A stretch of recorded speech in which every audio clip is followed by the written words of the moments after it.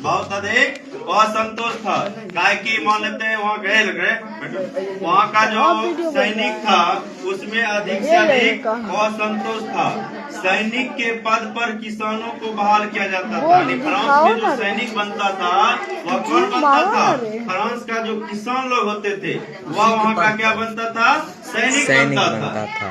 काम, वेतन, कठोर अनुशासन और खराब भोजन आदि से वे रुष्ट रहते थे, यानी वह संतुष्ट रहते थे। यानी उन्हें अधिक से अधिक काम लिया जाता था, उन्हें कम वेतन दिया जाता था। वहाँ का जो अनुशासन था वह बहुत ही क्या था?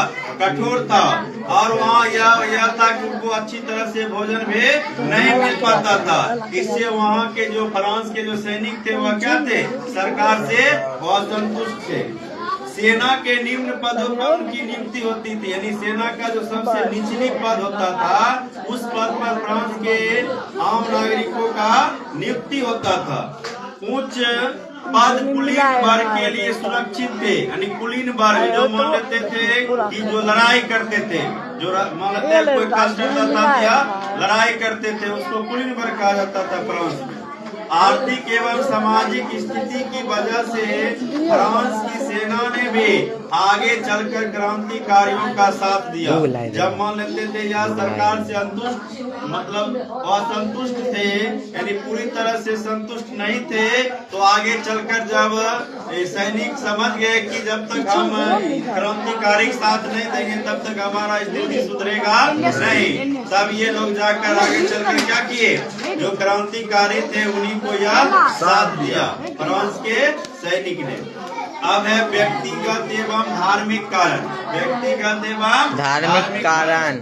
आप देखो फ्रांस में सभी तरह की स्वतंत्रताओं का अभाव था। जिस तरह से हमारे देश यानी भारत में सभी तरह की स्वतंत्रता भी मौजूद है ना, उस तरह से फ्रांस में सभी प्रकार की स्वतंत्रता मौजूद नहीं थी। जैसे मान लेते भाषण हो गया, लेखन हो गया, विचार के अभिव्यक्ति हो गया तथा धार्मिक स्वतंत्रता का पूर्ण अभाव था। यानी यह सब स्वतंत्रता फ्रांस में नहीं थी। वहाँ राजधर्म कैथोलिक धर्म था, यानी उस समय फ्रांस का राजधर्म कौन था? कैथोलिक था। कौन था? कैथोलिक। और प्रोटेस्टेंट धर्म के मानने वाले को कठोर सजा दी जाती थी। यानी फ्रांस में जो राजधर्म कौन था? कैथोलिक था।